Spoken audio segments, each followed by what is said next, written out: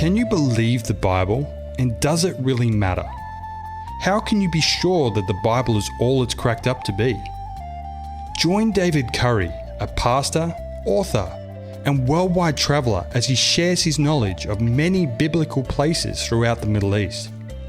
He will take you on a journey through numerous archaeological finds that prove the validity of the biblical narrative, showing that you can believe what many have rejected.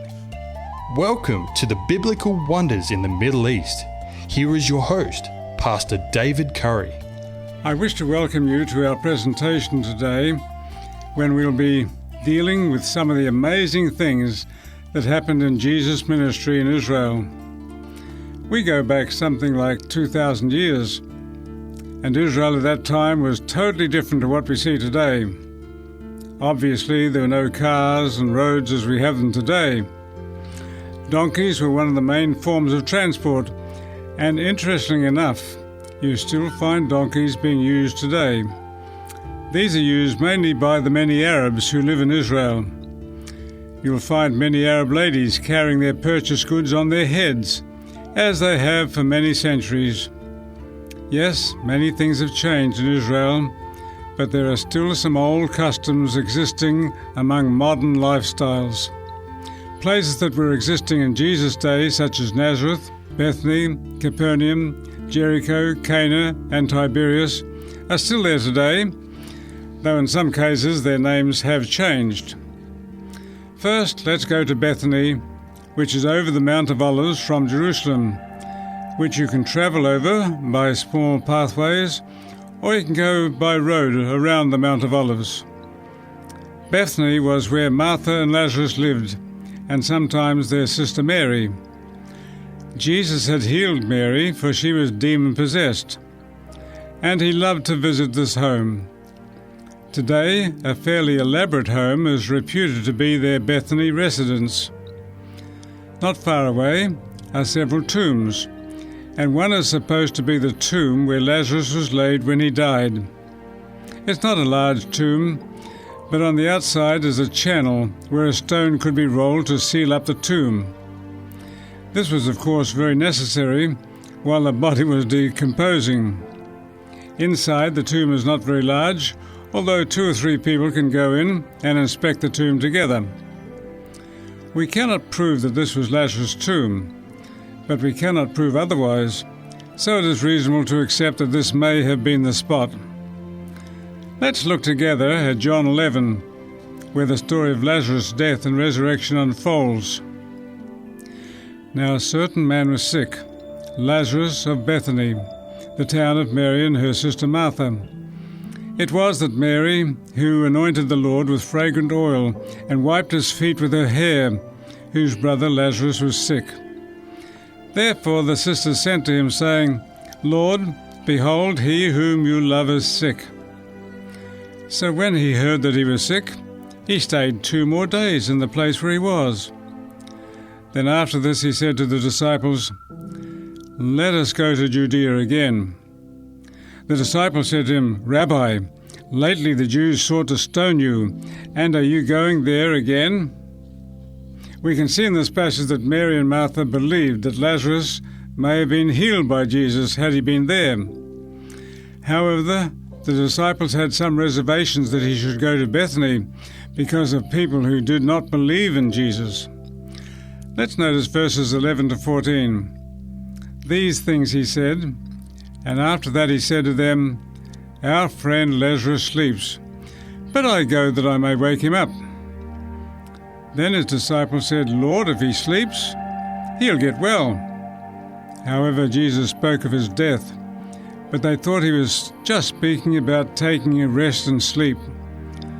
Then Jesus said to them plainly, Lazarus is dead. Jesus gets closer to Bethany when Martha comes out to meet him. Notice further from chapter 11, verses 20 to 24.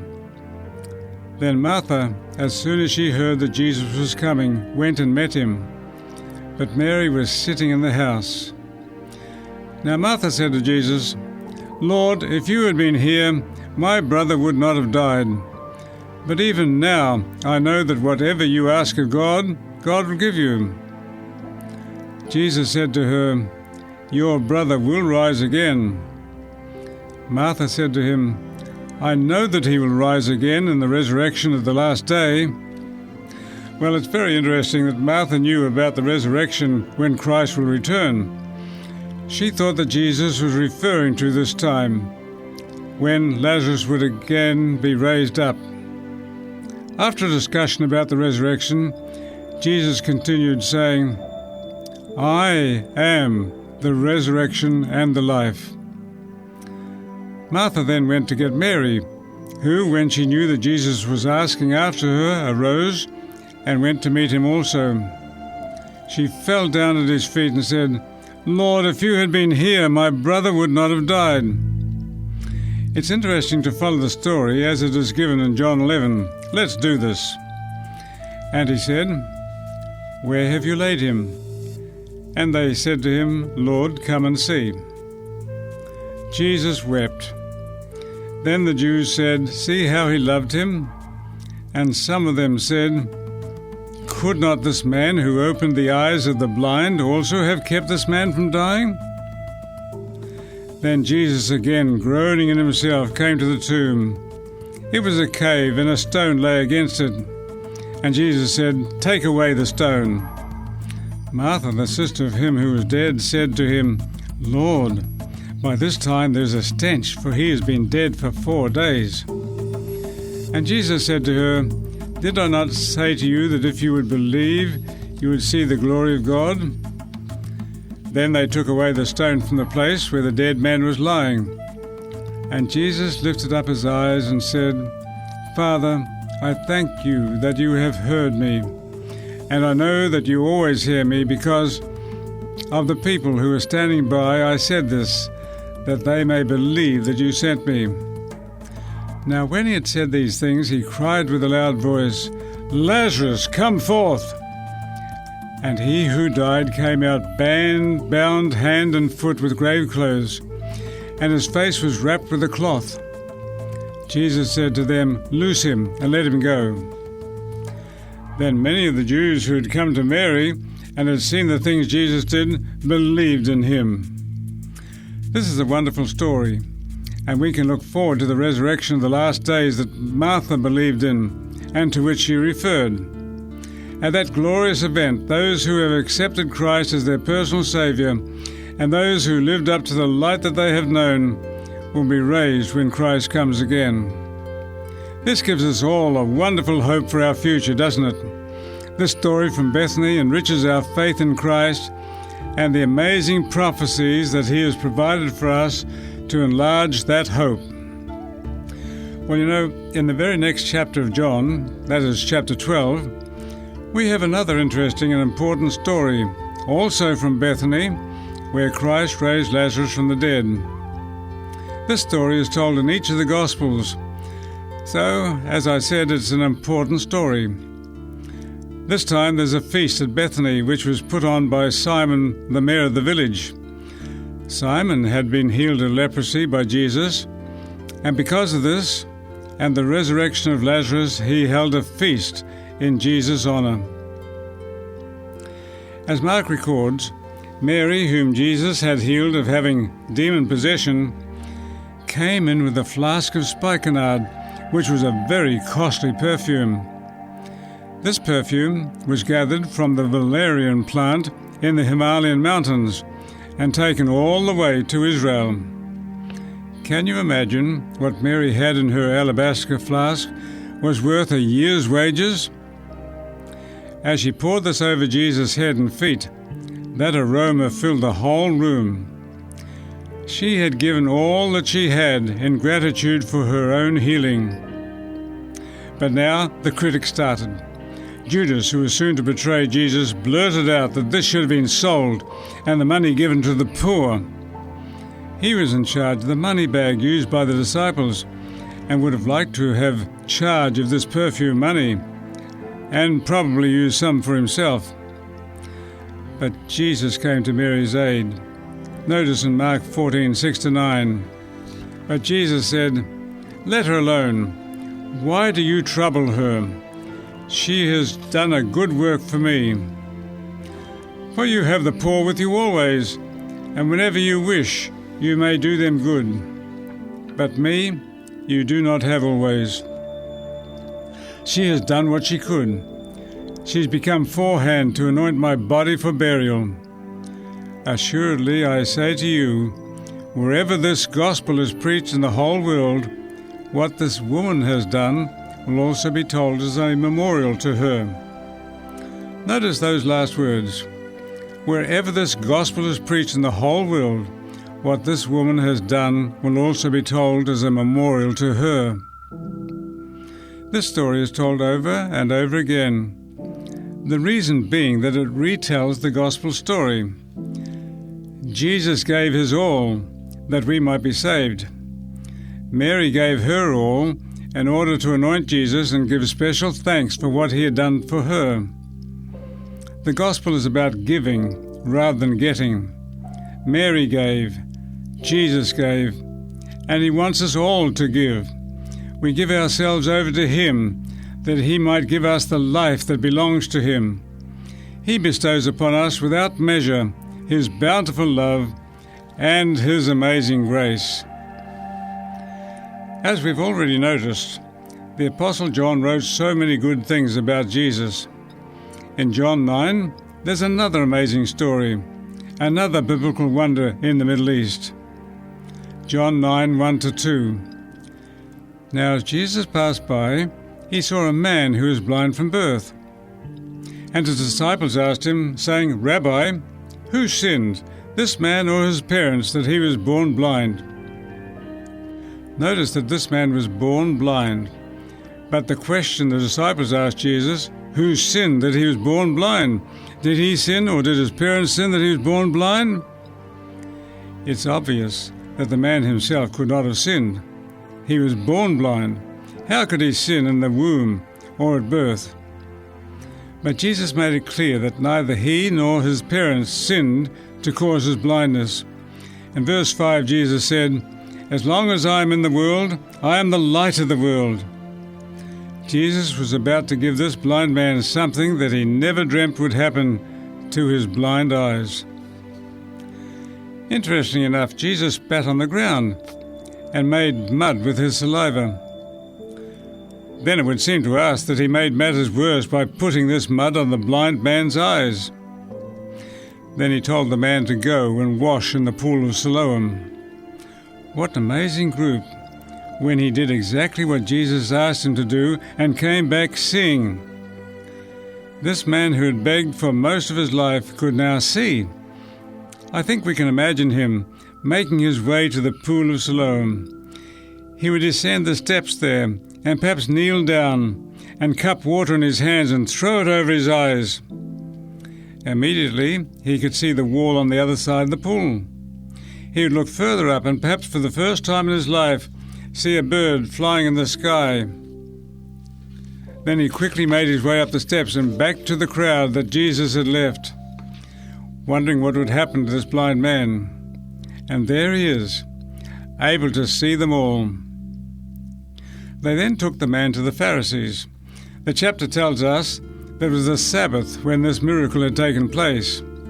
Notice chapter 9 and verse 15. Then the Pharisees also asked him again how he had received his sight. He said to them, He put clay on my eyes, and I washed, and I see. Now the Pharisees claimed that Jesus could not be from God because he healed this man on the Sabbath. Then they even doubted that he was the blind man who begged at the gate every day. They then called for his parents to verify that this man was the blind man. The parents assured the questioners that this indeed was their son who was born blind. When questioned as to how he was able to see, the parents told them to ask their son, for he's old enough, and he could tell them. The Pharisees did not want to give Jesus the credit for this healing, and even called him a sinner for breaking the Sabbath. It's quite amazing that such a clear miracle was performed on the Sabbath, but the Lord of the Sabbath is accused of breaking the Sabbath because he healed a man on his holy day.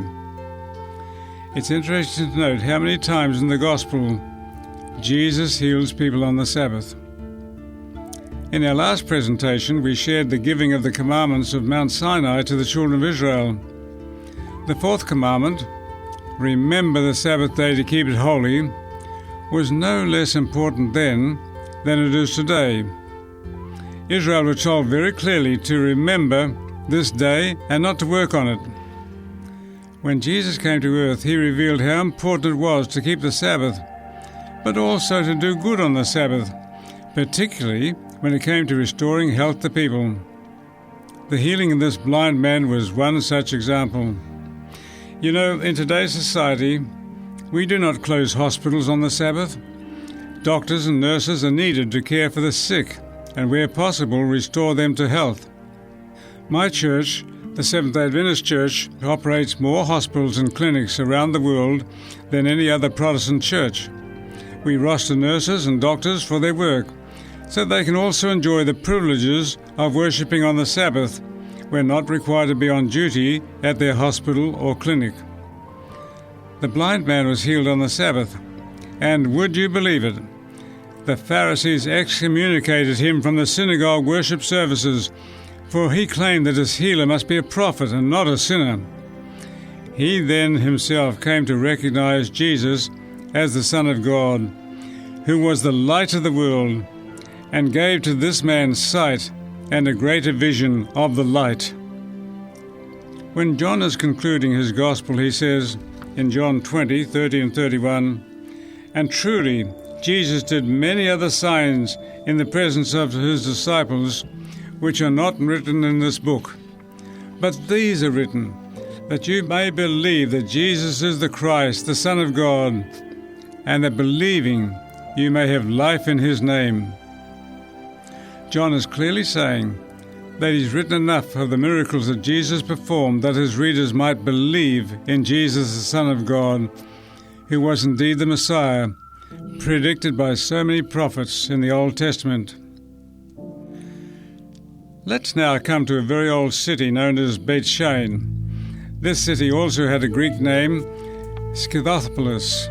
According to the Bible, during a battle against King Saul at nearby Mount Gilboa in the year 1004 BC, the Philistines prevailed, and Saul, together with 3 of his sons, they were Jonathan, Abinadab, and Malchishua, they died in battle. 1 Samuel 31:10 states that the victorious Philistines hung the body of King Saul on the walls of Beit Shean. The bodies didn't stay there, for men from Jabesh Gilead came by night, took the bodies down and burned them, and then later buried the bones. In 63 BCE, Pompey made Judea a part of the Roman Empire. Beit Shean was refounded and rebuilt by a general called Gabinius. The town centre shifted from the summit of the mound, or the tell, to its slopes. Scythopolis prospered and became the leading city of the Decapolis. In fact, it was the only one west of the Jordan River. The city flourished under the Romans, as is evidenced by the high-level urban planning and extensive construction, including the best-preserved Roman theatre of ancient Samaria, as well as a hippodrome and other trademarks of the Roman influence. When the Romans were taking the whole of Israel from 66 AD to 70 AD, it's interesting that this town was not destroyed. Why? Because they capitulated to the Roman armies. So once again, we have a city well known today, which is also mentioned in the scriptures. Some of the ruins are well preserved, and because of this, it's a very interesting place to visit. In our presentation today, we have focused on the book of John and some of the miracles that Jesus performed that have to be among some of the biblical wonders of the Middle East. Let's take the time to look at several other facts in John that help to establish Jesus as the Messiah of biblical prophecy. In John 2, it's recorded the first of the signs or miracles that Jesus performed in Cana, a town not far from the Sea of Galilee. In fact, it is called Cana of Galilee. Jesus and the disciples were invited to a wedding in this place, and they accepted the invitation. Jesus' mother was also at this wedding. As normal today, there was a wedding breakfast following the nuptials being tied. Maybe there were more guests that had been planned for. We don't know. But they ran out of wine. Mary, knowing this, said to Jesus, "They have run out of wine." And Jesus answered in what seems to us to be a strange statement to his mother. Notice what he said. Jesus said to her, "Woman, what does your concern have to do with me? My hour has not yet come." As I said, this appears to be a very strange and even off-handed statement to his mother. But if we go back to the times of Jesus, the title used for his mother, woman, was in fact a very respectful title. He appears to reject his mother's encouragement to prematurely promote himself. But then his mother tells the servants to do whatever he asked them to do. This shows that Mary was in no way offended by what we would think is an offhanded remark to his mother. Right at hand were 6 ceramic water pots that could hold between 80 to 100 litres of water each, though too heavy to be carried. Jesus asked them to fill these water pots and then take some of the wine to the master of ceremonies. He declared that this wine was better than that served at first to the guests, which was not normal in those days. Jesus had changed the water into the best of the drink. Some have asked, well, why Jesus would give fermented wine to the guests? Well, if this was the autumn time, and this is the most likely period, this wine was probably grape juice in all of its purity. The Greek word oinos is used for both fermented wine and unfermented wine, which today we would simply call grape juice. When Jesus instituted the Lord's Supper or communion just before his death on Calvary, the bread that was used was unleavened. In other words, it had no yeast in it. Likewise, the wine used was unfermented. Yeast, which brings about a type of fermentation, and fermented wine had no place in the Lord's Supper, for in the Bible these items represent sin. Christ's body and blood had no sin at all. Therefore the bread and the wine, without yeast and fermentation, well represented the body and blood of Christ. It cannot be perceived that Jesus would turn the water into alcoholic wine. Let's go down from Cana to the Sea of Galilee. In 1986, 2 fishermen brothers who were interested in archaeology were on the shores of Galilee. They'd previously found some Roman coins and a little Roman pottery. They came across some old nails which had been hammered into wood. They surmised that they were probably nails used in boat building. A few days later, they continued searching the waters, and to their surprise they came across a boat submerged in the waters and resting on the sand and mud at the bottom of the sea bottom. The waters of Galilee had subsided due to drought and were at their lowest level in many years. They immediately contacted authorities, who arrived with some speed. It was realized in a very short time the lake would return to its normal level due to melting snows and the expected rain. People from all over the world came to photograph and experience this great discovery. It was soon ascertained that this relic was probably 2,000 years old. Could Jesus himself have traveled in this boat with his disciples? At least it was believed that up to 15 persons could travel in this boat at the time when it was floating on Galilee. The archaeologists dug around the boat, they sprayed any mud and sand away with clean water, and soon the boat could be seen in its entirety. The scientists had to be very careful, for the wood had been reduced to cardboard and was very spongy. They could not move it in its present condition. They then sprayed it inside and outside with a waterproof foam. They then opened up a passage into the lake and floated it around the shore to where they had prepared a place where they could soak the structure in a special resin that would over time fill the wood again and make it strong. This took something like 12 years. I first saw the boat when it was in this resin. I must say that the Israelis did everything they could to preserve this amazing find. On top of preserving the boat, they built a whole new museum so that it could be adequately displayed. I've taken at least 2 groups to this museum complex to see this boat. They've always been amazed at the structure around the boat that the Israelis built. The fishermen brothers who founded it called it the Peace Boat. But even in the museum, there's a sign also calling it the Jesus Boat. It's quite remarkable that the framework for this boat has been so well preserved.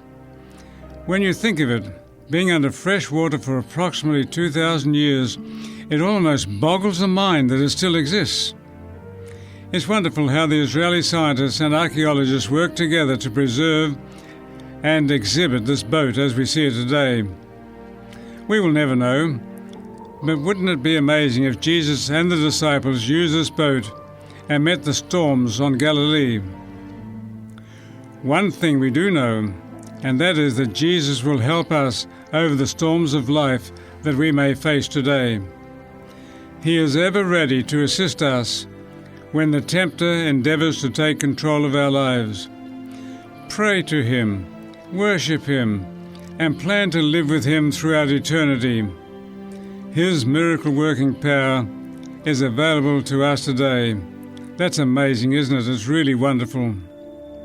Friend, if you have appreciated our presentation today, then there is so much more on our website.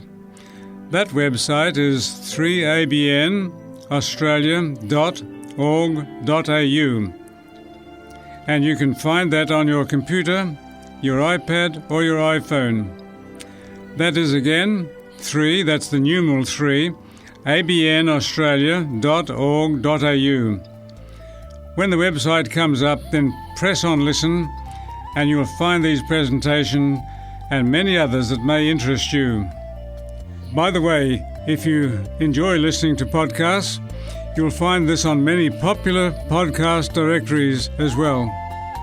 God bless you for listening today.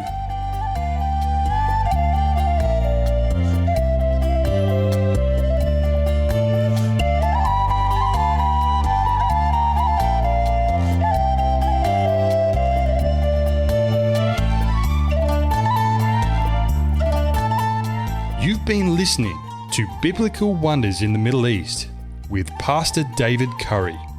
If you have any comments or questions, send an email to radio@3abnaustralia.org.au or call us within Australia on 02 4973 3456.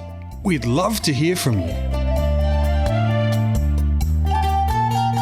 You've been listening to a production of 3ABN Australia Radio.